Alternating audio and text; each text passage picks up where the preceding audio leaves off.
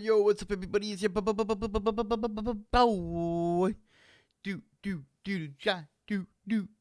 John. And I am back with another video for you guys today. This is 11 scary. Most people. 11 scary 911 calls, but video footage. So yeah, that's what the video is, obviously. You have a video you want me to react to? Let me know in the comments below. This is my Discord or my social media or even the email address, and I'll get to your requests before I get to any of my stuff in my next series of recordings. Hope to see some requests up there. Anyways, you like the content, please hit the sub button. Hit, if you haven't already, obviously, hit that notification bell to let you know when I post another video for you guys. Hit that like button, help a brother out, and let's get into 11 scary 911 calls with video footage. People go their entire lives without needing to call 911, but the next time something bad happens, don't be surprised when those three numbers are being dialed for you.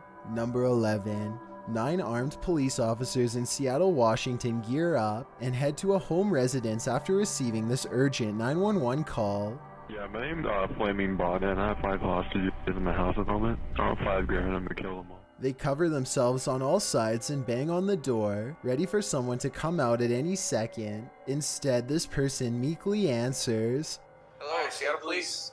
Are you else in there with you? Can you step out for just a second? Is anybody else inside?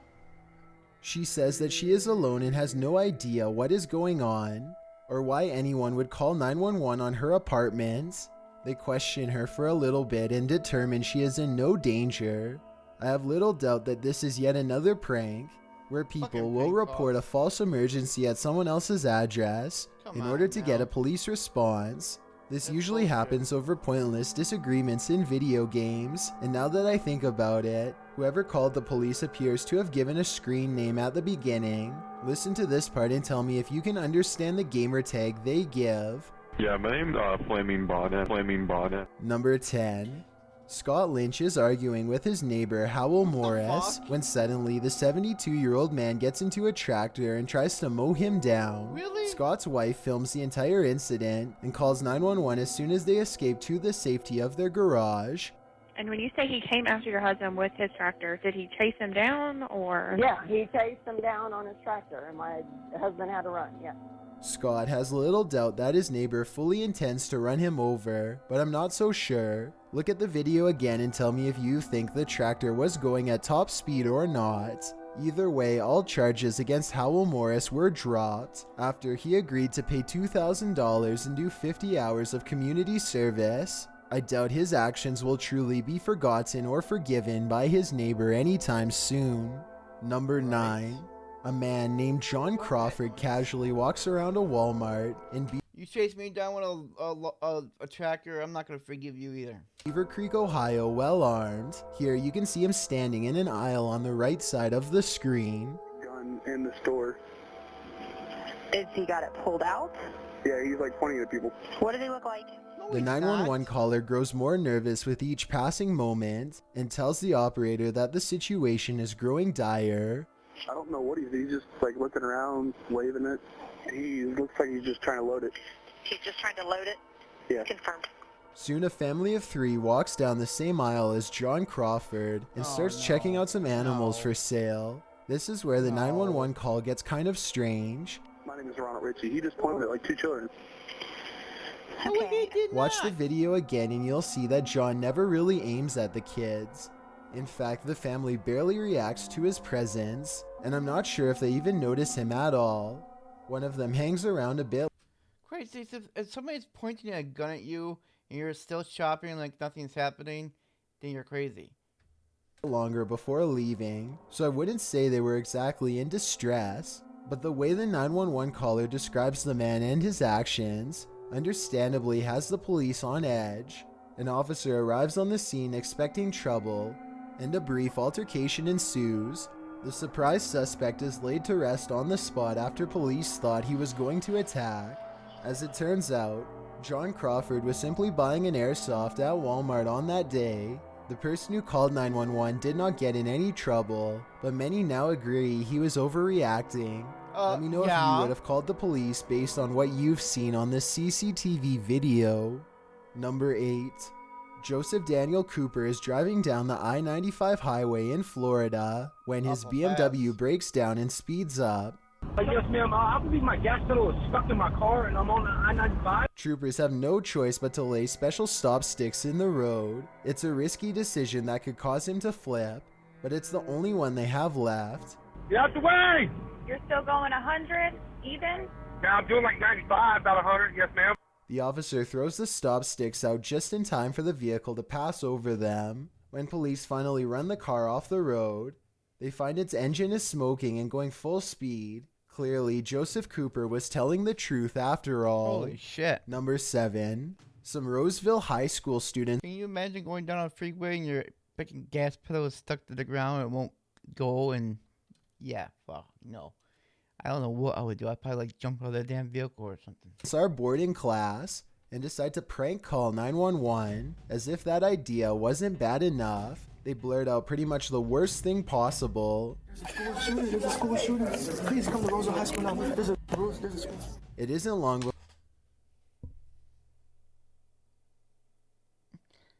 Prank calling 911 is one thing, but prank calling 911 saying there's a school shooter is a whole different level just because you're bored in class. Come on.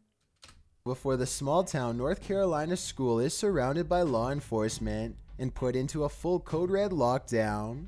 Soon after, a junior named Kelton Combo finds himself charged with a serious felony that carries up to 2 years behind bars. I wasn't able to find out what ultimately happened to him, but based on this video, tell me if you think he really deserves to lose 2 years of his life, or if some other sort of punishment is more fitting. Number 6. A local manufacturing plant in La Porte, Texas calls 911 to report a major problem. We have some injured people. I'm not sure if there's any chemicals involved or not. I'm just relaying them. The 911 call soon becomes quite baffling. At first, the supervisor is not sure if there's been a chemical leak or not. We don't know what kind of chemical it is. No, ma'am. As soon as I find out, I will let you know. I've got my team trying to determine that right now. Then a short while. Seriously, if you don't know what kind of chemicals you have in your plant, then you are a very fucking dumb employee. A while later, despite not knowing exactly what has been leaked, he somehow is able to know that the chemical will not cause a threat to the public. Can you tell me, is this any risk to the public? Is it going to be a possible escaping from your premises? No, ma'am. It is not. No threat? No, ma'am. This certainly sounds suspicious, but I'd like to know if you think the supervisor... Yes, it is kind of suspicious. If you don't know what chemical is leaking out of the plant and causing harm to your employees, supposedly, and then all of a sudden saying it's not a threat to the public. Supervisor knew more about the situation than he was leading on. I think he was probably keeping his mouth shut for legal reasons. Investigators later determined that a potentially dangerous gas has been leaked from a failed valve switch for over 2 hours. 4 workers lose their lives at the plant, 2 of them brothers. The toxic gas could be smelled across numerous towns, yet the chemical company insists that no damage has been caused to residents. An investigation continues over 4 years later with no conclusive results. Number 5. A 911 call in Medina, Ohio sends police in armored vests rushing to the local hospital. The caller claims there is an elderly woman threatening everyone's safety. She is harassing people, she is striking people, she has machine guns in her hand. She has a gun? Authorities arrive only to find a waiting room full of startled patients and staff looking back at them. They put the hospital in lockdown and search the building from top to bottom, finding no one. It was a false alarm. What's strange is the abnormal amount of research that had gone into this prank call. They were able to give specific details like the name of an actual former employee who they claimed was armed. Now the FBI is teaming up with local officials to conduct a nationwide investigation, though nothing has been solved as of yet. Oh my The God, call could have been seriously? international for all we know, though that doesn't explain how they were able to mention an employee by name. Number 4. These friends are trying to up their view count on Periscope, so they make a deal with their audience that they will soon regret. I said 20 views and we called the police. They hit their goal in a You're gonna prank to call the police just for 20 views. Oh my God. immediately dial 911. Cobb County 911, what's the location of your emergency? She is trying to make a joke about her brother, but accidentally makes it sound like she is being neglected by her parents. He's only 2 and my mama left me. The 911 operator calls back 9 times only to be given falsified information and hanged up on. I guess they must have eventually traced the cell phone signal to an exact address because after a while this happens. Oh my. Come down here now. Her mother spends the next 3 minutes yelling. What do you think you're gonna do? You prank call the police. They call back like 20 times. You keep giving them false information and hanging up on them. They're going to trace your ass and come to your house. Fucking dumbasses. At everyone and trying to smooth things over with the police. Teenagers. I don't think any of them were charged with anything serious, and they all should consider themselves lucky. Number 3. Police surround a business office in Norman, Oklahoma after receiving a horrifying 911 emergency call early in the afternoon. He turned it on Colette, my office manager. Is she conscious? She's conscious and she's screaming. Okay. The 911 operator soon learns that the situation has already been handled by a brave civilian. Now investigators pull evidence from the grisly office scene and lay them out on a portable table piece by piece. William Ray Adams survives and is taken into custody. He admits to planning all of these 3 days ago, but claims that he just wanted to scare his wife at her job when things went wrong. It started to where he was trying to pull me out the door with him, and my employee pulled the gun away from him and shot him. The explanation really makes no sense. Obviously, this was not a prank. Maybe William Ray Adams was trying to get rid of his wife and wanted to make it look like a random person had done it. Either way, he has yet to be sentenced as of this time. Number 2. A 911 operator in Pueblo, Colorado gets a hang-up call from an unknown location. 911, this is Erica. How can I help you? When she calls the number back, she hears a distant voice speaking that does not seem to respond. Let me know if you can tell what is being said here.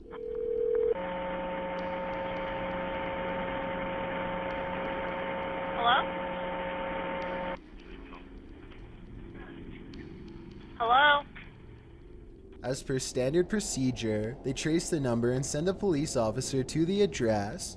As it turns out, the call came from inside of an abandoned morgue. No one has been inside for ages, with no plausible explanation. This one remains a mystery to this day.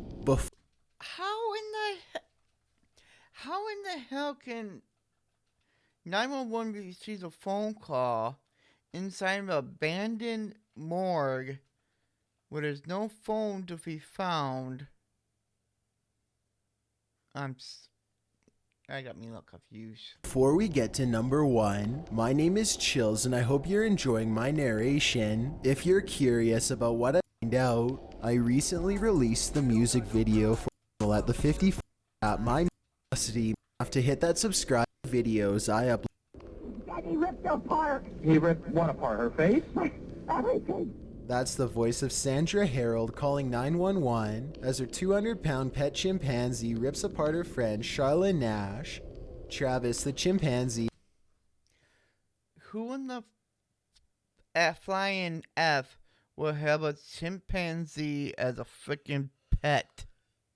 He has spent his whole life in captivity without incident, but when Charlotte Nash came to visit sporting a new haircut, he did not recognize her and attacked. Sandra grabs a knife and lunges at her pet while waiting for police. Travis the chimp runs away and eventually ambushes an officer as soon as he arrives. The chimpanzee takes several rounds at close range and retreats back to his house where he sadly does not survive. What's really crazy is that Travis had been expressing a desire to leave the house more often to explore the world around him. Whether it was this repressed desire or Charlotte's haircut that made him become enraged will never be known. YouTubers can control their content. Yo, that was 11 scary 911 calls with video footage. Hope you enjoyed the video. Hope to see you in my live streams, and links are down below with the schedules, obviously. And I will hope to see you guys in the next video. Love you guys. Peace. Thank you.